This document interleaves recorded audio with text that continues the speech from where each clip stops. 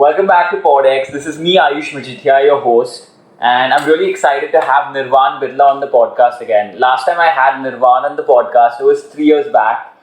Back then, I was a kid who didn't really know anything, and I was just experiencing different parts of life. And Nirvaan, actually, it was you who I was reading into spirituality during COVID time, and then talking to you made me go further into that. So I'm excited to have you talk specifically about spirituality this time. Yeah. And also I wanted to thank you because this podcast was actually discovered because of you. A lot of people discovered this podcast after seeing my episode with That you. means a lot, man. I'm glad that in whatever way our interview or podcast could help you, connect with so many other amazing people. So that's great. Exactly. Thank you so much. But I wanted to understand where does this whole journey begin from for you? Okay, in regards to spirituality.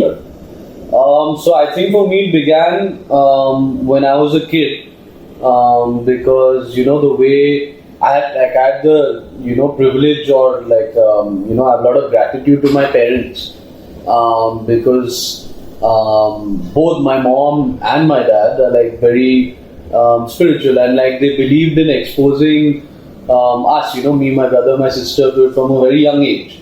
So they used to take us to meet a lot of, learned swamis in ashrams all over India. They used to take us to all these places which had a lot of history and a lot of, are deeply embedded in our culture and our tradition as a country. So from Vrindavan to Rishikesh to the Himalayas, to the Kumbh Melas. I've been for 7-8 Kumbh Melas. So for a young kid growing up and seeing all these things, hearing all these learned people, hearing all our scriptural stories, I had Bhagavad Gita classes since I was 10, from one of the most amazing teachers, God Gopal Prabhu. Oh wow! So I had that privilege when I was growing up. So all these aspects, of course, when I was a kid, when I was growing up, when I was a teenager, I did try, sometimes I wasn't always like a selfless feeling that I got. So I did it sometimes because I had to. Not always. I also enjoyed it to a certain extent, like the meditation and all of that. I did my first meditation course again when I was 10 years old. And I did my first silence, when you do a mini Vipassana silence course when I was 18. Okay. So I did enjoy it a little myself, but most of it was because my parents told me, okay, you have to do this as part of the culture, as part of the family culture. But then how when you plant a seed and then you have to keep watering, it's stubborn sometimes, but then it eventually blossoms into something much greater. So that, till a certain age, it was all due to my parents and the upbringing and the experiences they made me have. But then after a certain point, I automatically started feeling myself. And then I started sort of initiating all these practices. I started going for more meditation courses. I started doing the satsangs that you've been to also. Correct. I started, studying and reading a lot of knowledge books and podcasts. So the Patanjali Yoga Sutra, which I feel is a must read for every person in the youth or people who are not relevant are older, but it's an essence of how the human mind works, and it tells you so many tricks. So I read that, I listened to those podcasts and videos, so gradually it became a part of me, and it kind of influenced my every decision in life. So yeah. But okay, I wanted to come to the books part, So you mentioned a book. I haven't read that, but have you read the book, An Autobiography of a Yogi? Oh yeah, of course. In fact, I very recently gifted it to someone. One of my friends. I gifted it to my friend because, for me, I felt that book was sort of a turning point in my spiritual journey for sure. Correct. I had a lot of exposure to spirituality at a young age. But that whole turning point that I told you, I started seeking it myself. Was a lot because of Autobiography of Yogi. I read it when I was in London actually, when I was studying in London. And what it does is it actually bridges together science and spirituality, or science and religion. Correct. So all these stories we've heard growing up, that our parents have heard growing up, that we hear from gurus, pandits, and swamis all over the world, or priests all over the world. It kind of puts that in a very logical, scientific concept, where even the untrained spiritual mind, or like a mind which has no exposure to these kind of things, can very easily start seeing the light and can start seeing the knowledge hidden behind all these old tales of ours, or that's hidden in our country. And it kind of explains it in such a beautiful way that everything just starts to make sense. Like how the emphasis it puts on energy and vibrations. Like actually they say this entire world is made of energy and vibrations, because energy cannot be created or destroyed. It can just be converted from one form to the other. So technically, all the energy that's inside us through our atoms and molecules and all, even after we die, what happens to it? Can't get destroyed, right? It just gets converted into some form or the other. And so if you look at it in that way, the same energy that's in us is in everyone else. Correct. And therefore there is no concept of getting deleted or permanently dying, because that energy is immortal. Correct. So it will always stay and always remain. And when you start looking at life in that kind of a way, you realize that actually some of these problems you're thinking of, or things you're getting worried about, you shared something with me earlier also, which I won't say now. But all these things start seeming not completely irrelevant, but a little bit more insignificant, smaller. Yeah. But I wanted, like you spoke about vibrations and energy. So I think if there's like a science part to it, where in science we see these experiments where there's the fork tuning experiment where you hit a fork to a tuning fork. The resonation. Right? Yeah, the resonation occurs. So the same thing happens in like a similar thing which is in spirituality and real life, where if the frequency of your body and your mind matches with what you want, then you can slowly start receiving that. Yeah, and not just that, like I'll tell you, I have this one family friend, very talented kid, and genius. He wrote his first book about it's sort of like The Secret, about manifestation and about how the three forces that mainly prevail in the world, which is destruction, creation and preservation. And he wrote about this, and he learned for like some 10-15 years under a sadhu, under a guru, and he basically became a telepath, and he learned how to influence things with his mind and his frequency. Correct. And when I heard this, I was like, okay, what shit, like 100 people will come with this kind of explanation, and tomorrow someone will say I can fly into space and all of that. So what's the logic? Like, it must be just a coincidence or PR stunt or something like that. But then, so he came to my house and he presented my father with this book, and then we asked him about this. So then he's taken a spoon from my house, like literally there on the table, and he's held it like this, and he's just looked at it for like a good 1 minute, 1.5 minutes, and it's bent backwards, literally bent backwards. Now I'm like, maybe it's some trick, so I told him, get another fork and let him try with this. He bent that also, like solid. So you saw that live. I saw that live. In front of you. I saw that live happening. I have zero explanation for it even today. So there's no way to scientifically prove what he did.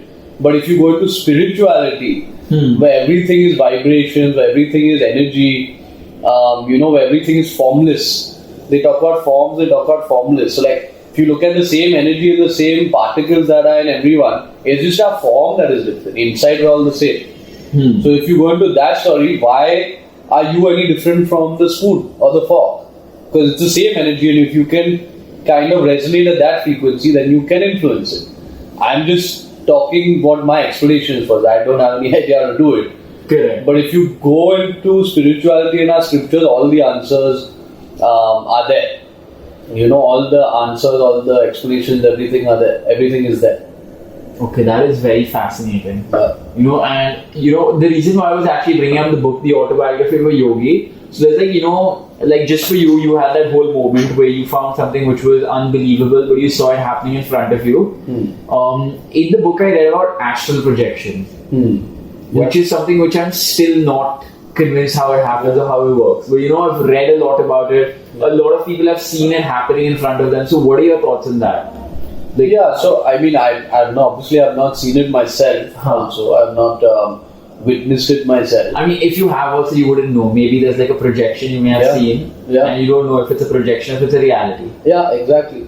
But I mean, the logic behind that in the book, at least, is that they talk about astral projection, they talk about teleporting also, Correct. they talk about levitating, all Correct. these kind of things. So technically, if you see that, it's all actually science, because it's the laws of energy and the laws of physics that they talk about in the book. So like, let's say now if you think about, like, go back into ancient times, like I'm talking about 3,000 years ago, 4,000 years ago, whether it's the Mahabharata or whether it's the pyramids, right? So if you look at the pyramids, for example, I went to Egypt recently and I was asking the guide about what his theory is. How did this happen? 3,000 years ago, there are rocks of 3 tons each, weighing 3 tons each, piled up to a height of 200-300 feet, glued together, literally like it's like with modern day construction equipment, cut at exactly perpendicular angles, and the rocks which they found through geology were obtained and carried from 5 miles away. So they were carried from so far, got up to that level, and glued together exactly perpendicular angles 3,000, 4,000 years ago. How is it possible? According to what our history books tell us, or what the world has led us to believe, about evolution of mankind, Darwin's theory and everything, that doesn't make sense, right? So there's no explanation for it. So that's exactly what I believe these yogis or spiritual masters have kind of unlocked within themselves. Like how man in those days learned by learning very advanced laws of physics, by learning very advanced laws of biology, chemistry. Similarly, I think yogis and spiritual masters, like how they say in the book, have learned how to hack the biology of their body. The reason they live for so long also is they've learned how to control their heart rate, slow down their heart rate, slow down their pulse, elongate their breathing. The lesser you breathe, the longer you live. Correct. If no unforeseen circumstances happen. Correct. So they've learned that also. And let's say if you get your internal molecules, atoms, to vibrate at a speed and frequency higher than the speed of light, then that's what an astral projection is. That's what teleporting is. Now, it may sound all science fiction, and there's no way we have to prove it. But then, how do you prove the pyramids? How do you prove the Stonehenge? Correct. So these are things that the human mind right now, at the level where we can't comprehend. But my belief is this, because I believe in our scriptures. I believe there are a lot of proofs of our scriptures, and I believe in that time, like mankind had reached such an advanced level, they had learned to, defy laws of physics, defy laws of biology, all of this, and that's what our rishis and learned, masters even know how to do today. Correct. I was actually reading somewhere about this, that like the creatures and organisms that are in the one dimension, they can't perceive organisms in the second and third dimension, and the same with the second ones. They can't perceive the third dimension ones, right? And the third dimension ones can't perceive the fourth dimension ones. So we can't always perceive the higher ones. We can only perceive the lower organisms. For sure. Because I mean, if you look at the spectrum of light, like the visible spectrum only goes to a certain level. Correct. Infrared is something we have no idea how to see, and nor do we have any idea how to see ultraviolet. Right, so the non-visible spectrum, just because we can't see it doesn't mean it's not there. Correct. Like the theory is, I mean, dogs can see stuff that we don't see. They only see in black and white, but they can see outside the spectrum that we can see. Correct. So can bats and all. So I think cats as well. So that's why, like, dogs you see suddenly randomly barking at nothing. Correct. Now I do believe they're seeing something. That's why they're barking. So just because you can't see it doesn't mean it's not there. Like let's say you switched all the lights off in this room. You can't see that sofa, you can't see this mic. Correct. You can't see me, but doesn't mean it's not there. Correct. So yeah, that's what I feel. That's a very fascinating thing. But I wanted to ask you this then, how can the urban man, how can the modern man apply whatever he can learn from these yogis and use it to live in cities? Oh yeah, so that's the main principle or the main essence of our scriptures. Like whether you look at the Bible, whether you look at the Gita, whether you look at this thing called Chanakya Trithi or something it's called. It's like the knowledge that Chanakya, who was the main minister of Ashoka. It's about how he at that time talks about corporate affairs and how to master management. So whether it's the Gita, whether it's these books, whether it's the Vedas, whether it's the Upanishads, they all teach us stories that you can apply in today's day and age. So it's not that to be some rishi or yogi or to be on top of some mountain somewhere and just abandon yourself from the world and detach yourself from everyone and everything. And I'm saying this from a place of very personal relation, because I agree, like at times I feel like just leading my life in isolation. Going exploring the Himalayas, meeting people, gaining knowledge. I get that feeling a lot of times. But then I realized that a greater spirituality than just doing that and abandoning yourself or abandoning the world rather would be doing your dharma, your duty. So my duty, personally, I feel like how everyone has their own duty or dharma is to enlighten the world in whatever way I can, spread awareness through knowledge, which is why I'm in the education sector, influence lives all over India, give them that that ability or that capability to achieve an amazing future, and sort of to see the culture or the upbringing that I had. I want everyone, all people to feel that, which is why in all our schools and our curriculum we've introduced a subject called soul science, so which also deals with, rather than the core academics, it deals with life skills. Like mental well-being, it deals with stress management, time management, leadership, social evils. Then it makes the students and kids do a lot of these practical experiments. Like they go and stay in a Gurukul for 2-3 days, learn the ancient ways there, do a lot of seva over there. Then they go to orphanages, they tie up with these kids and they organize like these street plays, kind of like fun fairs where the proceeds all go to the orphanages there. So this is all part of all our students' curriculum. So in a way, like what I said, that spirituality is not just going on some mountain and just having like a Hakuna Matata kind of life. This, like, by doing what you're doing in your life to the fullest and incorporating lessons we learn from the Gita, the Bible, the Upanishads, Vedas, whatever it may be, Patanjali Yoga Sutra, incorporating that in whatever you're doing, in your work, in your dharma, I think that's the highest form of spirituality, because by doing that you're serving so many other people rather than just serving yourself. Correct. So that's what I believe the essence of spirituality is.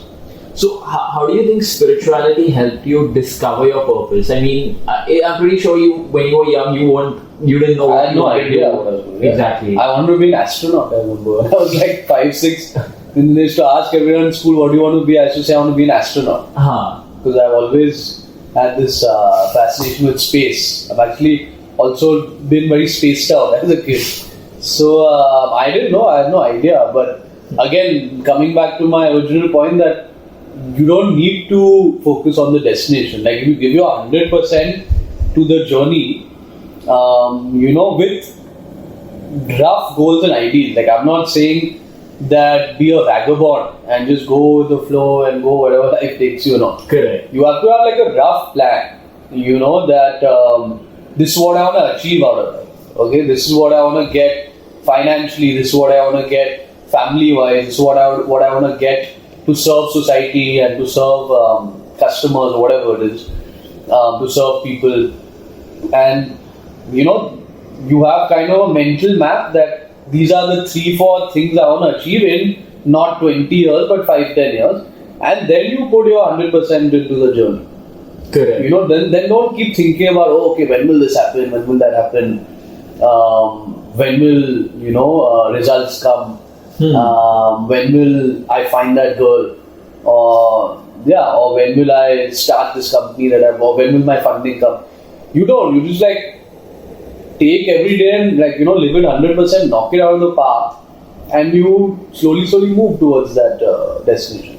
So that's also kind of like how manifestation exactly works, Yeah. You need to have a rough idea of what you want in life, and then you work towards it. Your mind will work towards it, and then you start achieving it. Yeah, 100%. That's it. Yeah, there's like this really cool story. I feel this. I don't know if this is true or not. Yeah.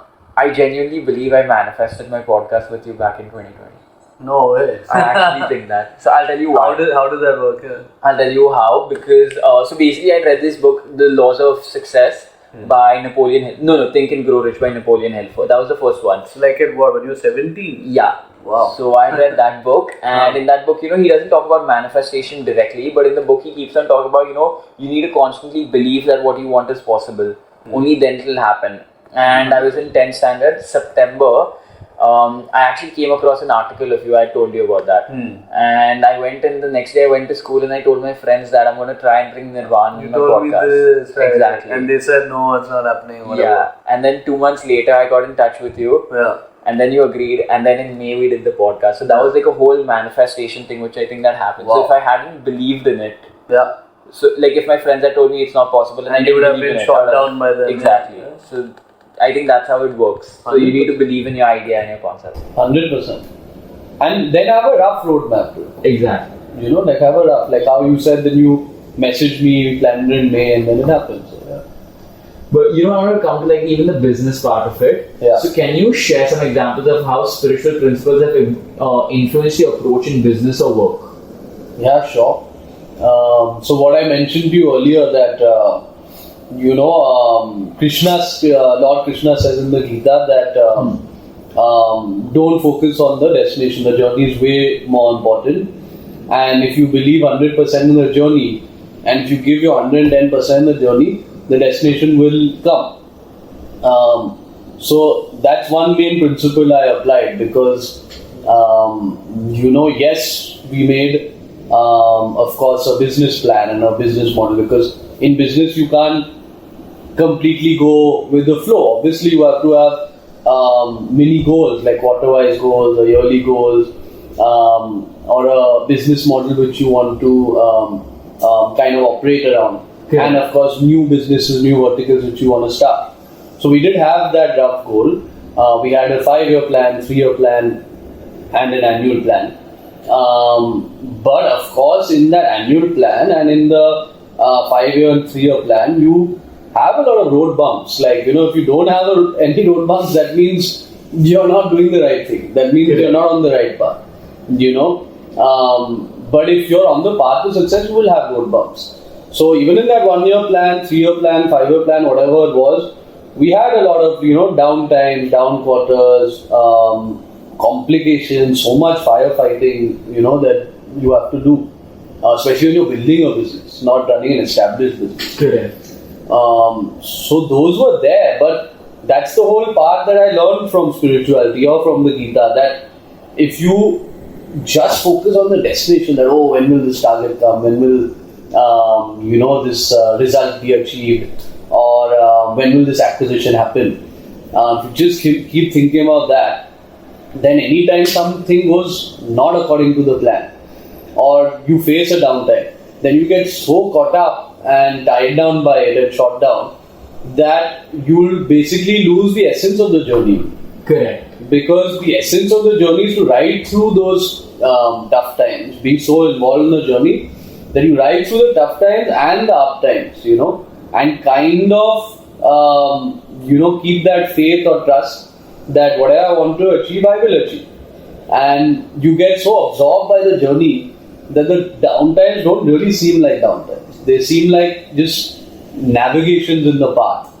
Correct. So that's what I learned because, we had so many challenges to get where we are today. And if I had not focused on the journey and only kept thinking on the destination, I think I would have stumbled somewhere along the way. Correct. You can look at it this way that let's say you're running a 400 meter relay, and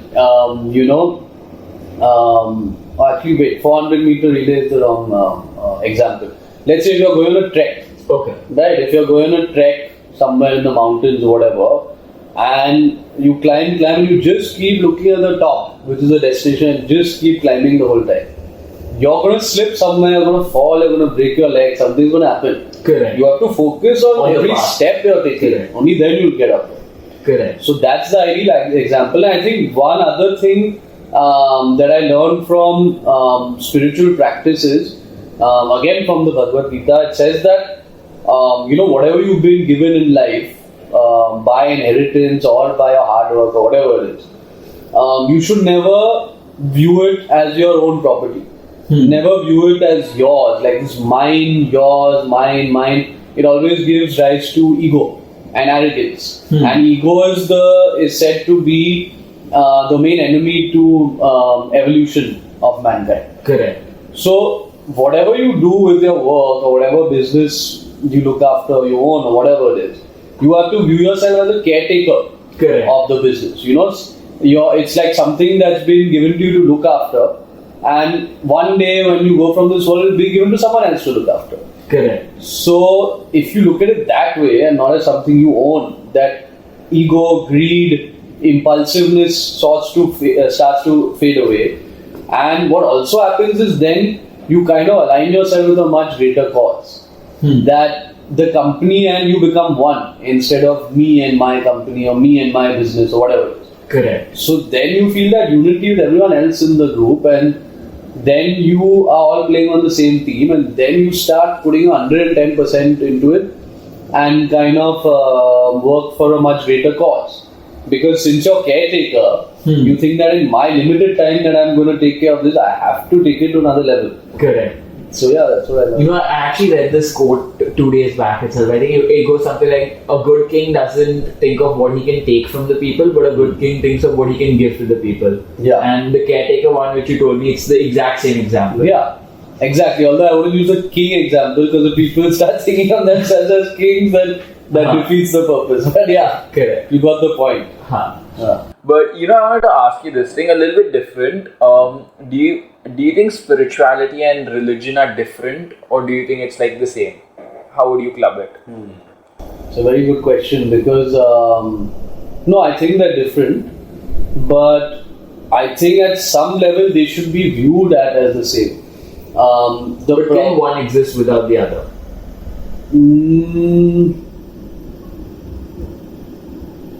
I think so. I think a certain amount of religion and culture is needed in spirituality. So no, I don't think one can exist without the other.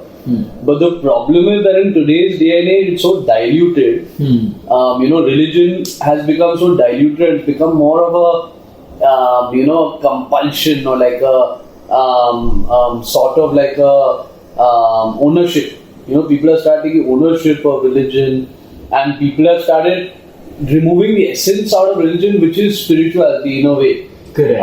They are doing it just as a practice, or just as a compulsion, or just as something that, something will get fulfilled of mine if I do this, or something will happen for me, I'll get this wish of mine, or I'll get this mannat, I have to go to these kind of places, because only if I go to these kind of places, then I'll be considered as God loving, which is not true. So not that I'm saying I'm some super learned guy who knows how it works, but in my brief experience I have seen this, that why I feel religion and spirituality are connected is because if you look at it that way, like religion is all about going to holy places, whether it's temples or mountains, or reading few scriptures or doing pujas, ceremonies, these kind of things. That's what religion is all about.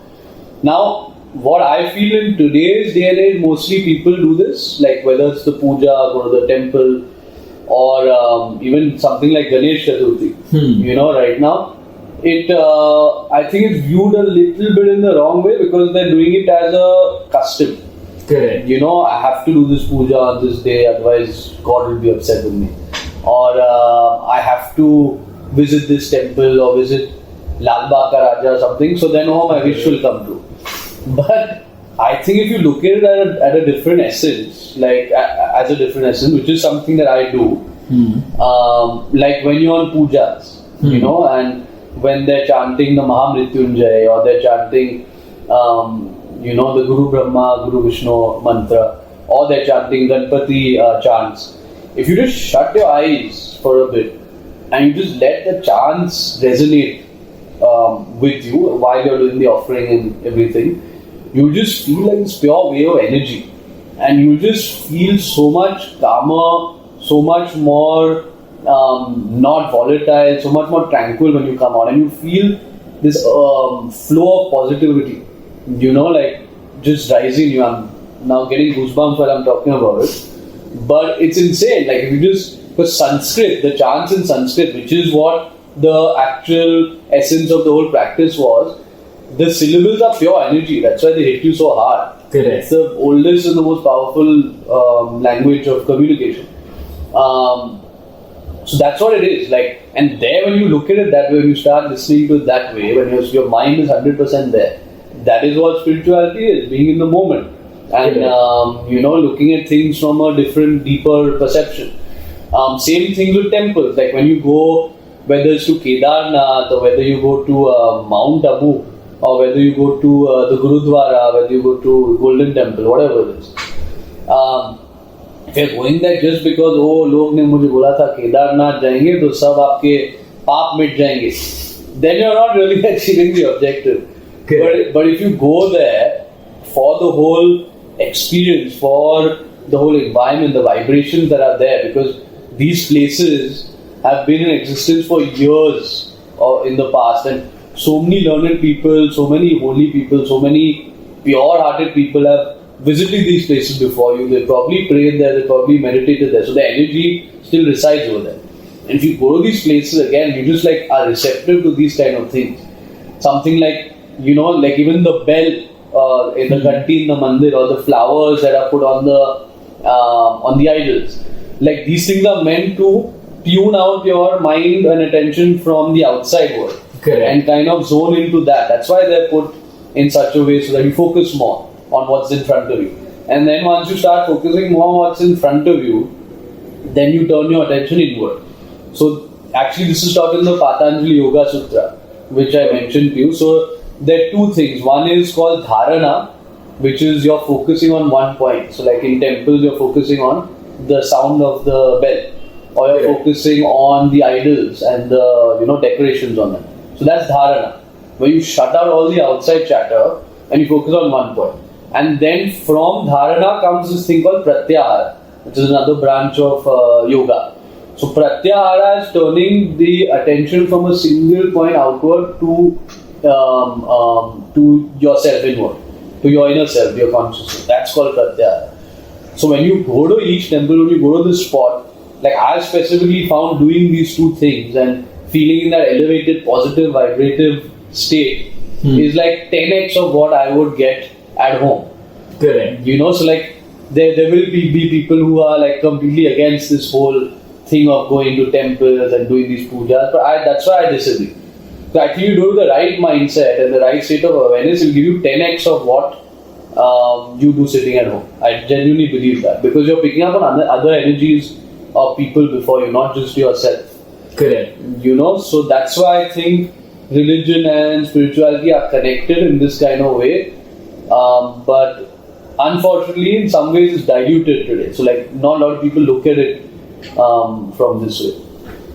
You know, I actually like zoned out for like the last 5 minutes because I could visualize what you were saying. What I was saying? Yeah. You know, so that was like really cool. Like I could feel your energy. That's mad. Yeah. And I was feeling it when I was saying it. I was visualizing it. So I could visualize everything. And you know, I was just like, that's why I was like looking at that side and I was like, okay. Because I could see the mountain and you were saying, okay, going to the temple, hearing the bell, the mantras and all. So that's really cool. Yeah. I'm a visual thinker. So like I like painting the picture out in my head when I'm talking about it. So a lot of times I'm talking like how you looked here and I look up and I start thinking about it. So yeah, that's like a really this is like the coolest thing that's happened to me. That's me being able to visualize just based on someone else's conversation, and there was like a vibration which came out. That's crazy. So then that's the whole point of our conversation. Exactly. But you know what, talking about like you mentioned about Lal Bagh Cha Raja and all, that is kind of true. So this year, so there's a certain energy in places where you go, and that kind of affects you. So this year I went to Lal Bagh Cha Raja, and what happened is when you're standing in the line, you can see people that they are just there because they want to come there, they want to touch the statue, and they want to leave. It's the whole point. Sorry to interrupt, but I don't think that should be what do you say? Looked at in a negative light, because even though you see those people, they're standing there for hours and hours.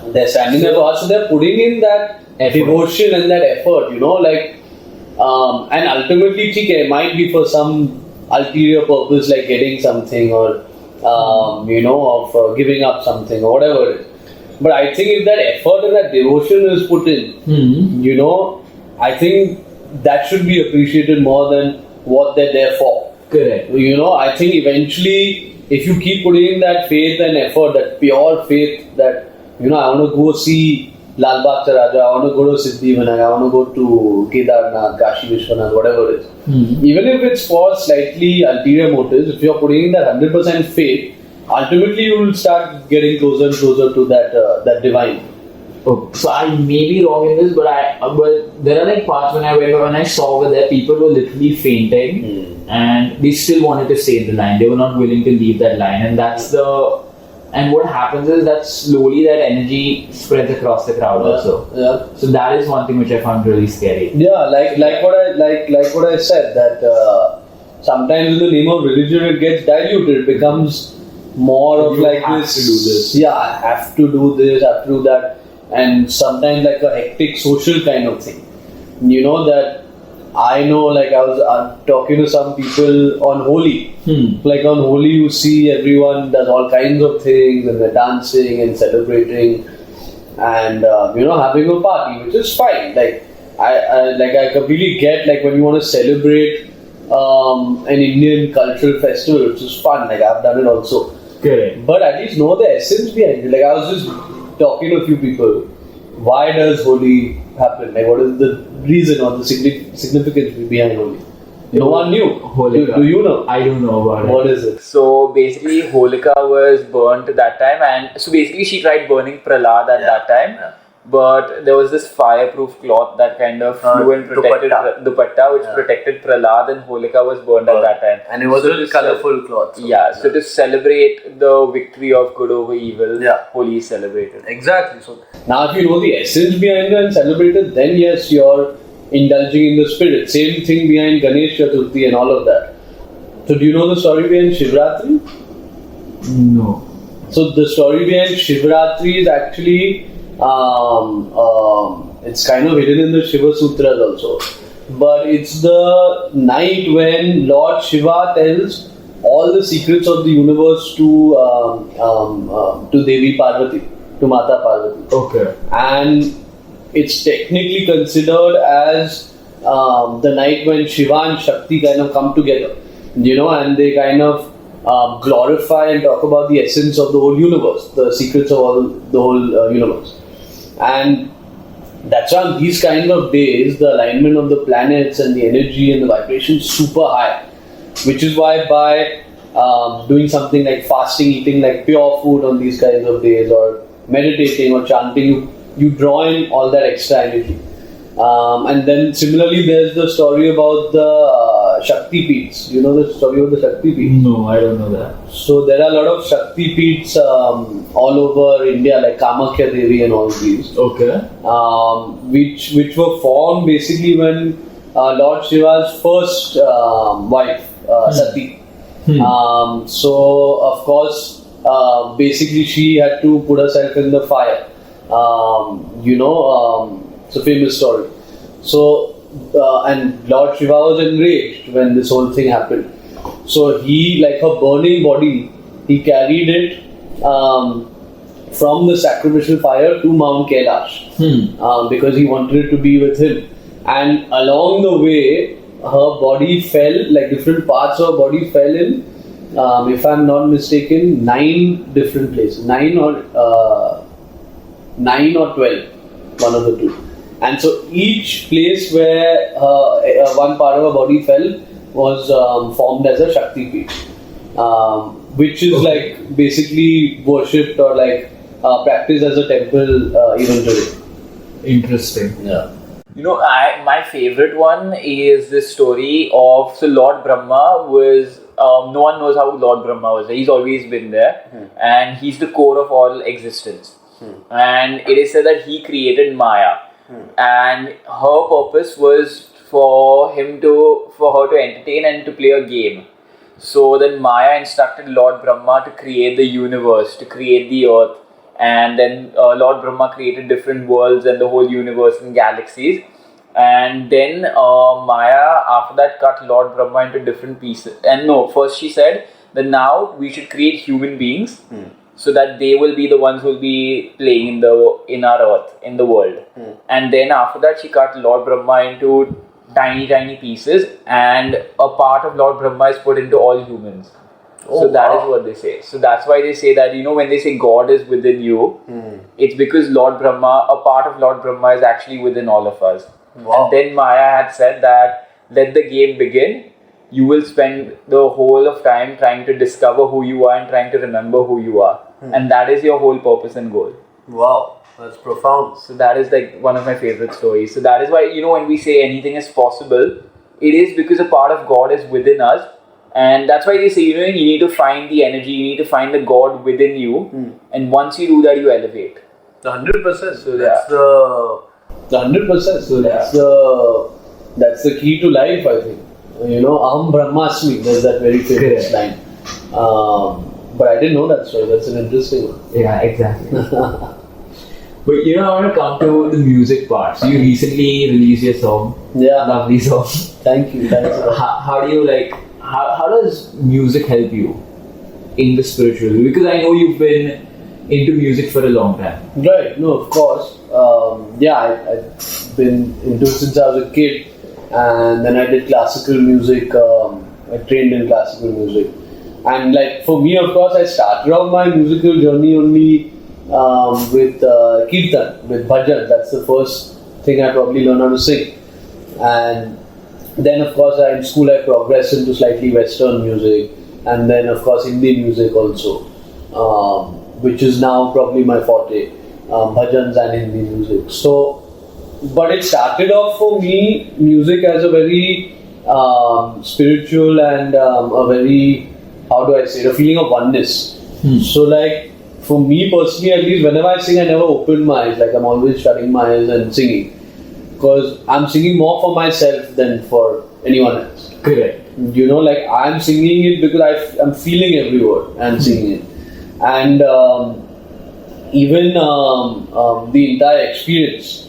So like I am what you would say, not exactly lyric deaf, but lyric, like let's focus on the lyrics. Okay. So I focus more on the melody or the tune than on the lyrics. So like I'll hear like a very sad song and I'll still feel like very happy after that. Because I literally like sometimes I don't focus on I forget what the lyrics of the song are. I focus only on the melody and the tune. Because when you go beyond the lyrics and you listen just to the sound, you know, the sound is something that's made with a lot of creativity, a lot of the person's energy put into it. And the sound is like pure energy again. So when you start connecting music behind the pure sound and, you know, beyond the lyrics of it, you just feel that pure connection, that pure energy and that pure bliss even. You know, like actually in terms of spirituality, again in the Gita it says that, like Lord Krishna says that, you know, there are many ways to reach God or to reach the God within you. And he says that definitely with knowledge and with practice and all you will reach me, but with bhakti, which is, bhakti means pure love. Okay. You know, bhakti means pure love for the divine, in you and the divine energy. Bhakti is the quickest way to me. This is what Lord Krishna said. So for me, actually, music is a way of bhakti only. Like sometimes even during my meditations, I'll put on a light bhajan, and that makes my meditation like 5x higher than it normally was, or than normally would be. So there are times when I hear a very good song, like my mind was completely blank. Again, because I'm not focusing on the lyrics. Correct. So I'm focusing more on the sound, and I get a smile automatically on my face when I'm listening to these kind of songs. Because whether it's a sad song, whether it's a happy song, whether it's a soulful song, classical, jazz, whatever it is, except maybe like you can't look at heavy metal and all in the same way. Correct. But everything else, if you connect just to the music and you go beyond the words, because words will always make you think. Oh yeah, I remember this happened to me once. Oh, what if this happens in the future? Oh yeah, I can relate to this with my current relationship or past relationship. But if you go beyond those and you just hear the music behind every song, for me personally, all those kind of songs puts me in a state of spirituality or in a state of bliss, you can say. Maybe facilitated by the fact that I grew up listening and singing bhajans, but like for me now, every song I hear or sing, I kind of relate it to a bhajan, because I kind of feel that same thing, like that blank mind, meditative mind, and pure bliss rising up from the heart. That's something I feel that you can feel with music, and you can feel it more so while you sing it. Correct. Not as much when you hear it. Yes, when you hear it, you'll get that feeling. But when you actually sing it out loud, you don't have to be good. You don't have to be some great singer. Even if someone who doesn't know how to or probably is not good at singing or doesn't have a natural talent to it, they actually sing out loud, then that feeling, that bliss that you get from music is like 10x. Yeah, actually, bhajans, if you've noticed it, when a lot of people in chorus sing it out loud, it sounds even more beautiful. Yeah, exactly. You were there. So yeah, that's what I was going to tell you. I noticed it also. You have that way of connecting with the audience. Yeah. So when I came to the satsang that time, I could actually feel a state of bliss. Bliss, right? I told you that. Yeah, you told me that, and that's what I try identifying or feeling that feeling in all kinds of music. Like not only in satsang, but with anything I'm singing. I know it sounds a little far-fetched, but that's the way I feel about music. Like whatever I'm singing, whatever, I try to feel that same connect or that same level of connection. And even the satsangs, off late I've been consciously trying to make an effort to, get out of that state and connect with the crowd more, like get them going or kind of try to feel what they want to hear or feel what they're feeling. Because initially I should shut my eyes and I should go into another state. And I should not know only what was going on in front of me. But then I realized satsang means what does satsang mean? Like sangat, company of bhajan and company of bliss. So you also have to use it as a method of connection. So I wanted to ask you this. What do you think are the fundamental concepts of spirituality, and let's say if someone new wanted to enter it? So I'm not talking about meditation, I'm talking about spirituality. I feel there's a little bit of difference between the two. Yeah. Because people nowadays, what I've seen is people will do meditation and then they're going to say they're spiritual. Right. But that's not true. Spirituality is different. So what do you think are the fundamental concepts of spirituality?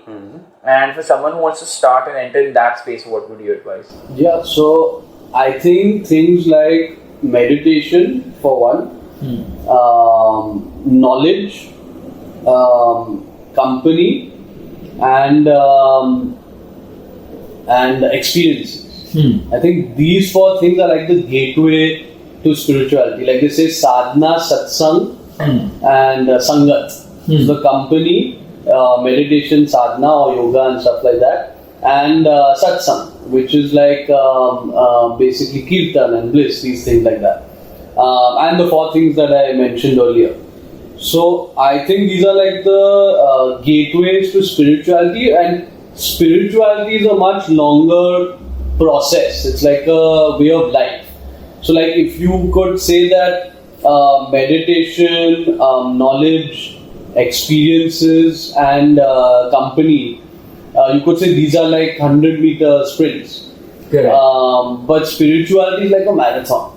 It's like built and felt and experienced over years of life.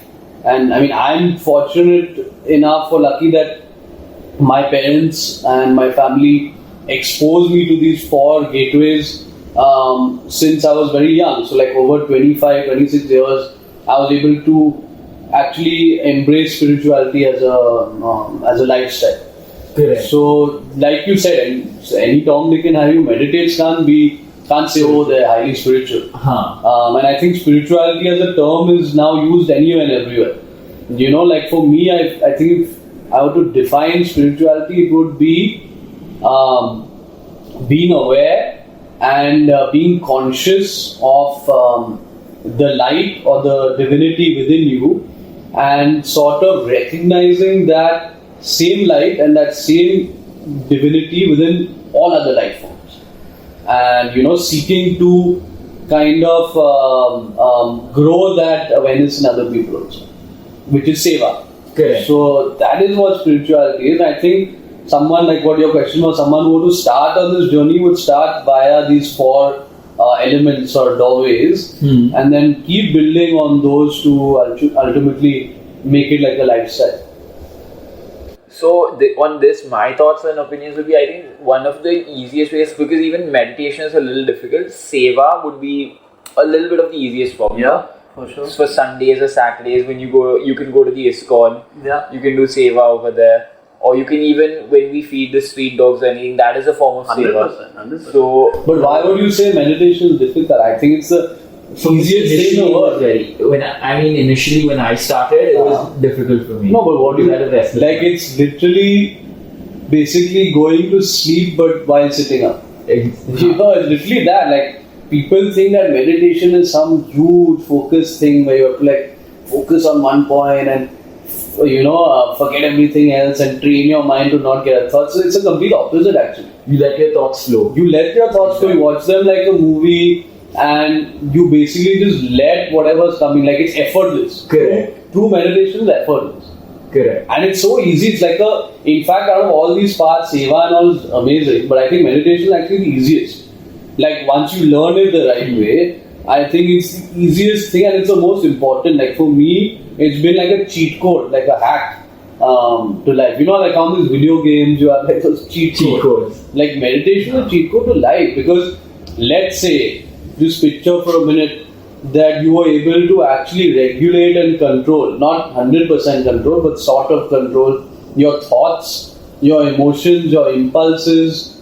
Imagine that. Like, you would be thinking from a much higher place. You would be flowing through life, through the good times and the bad.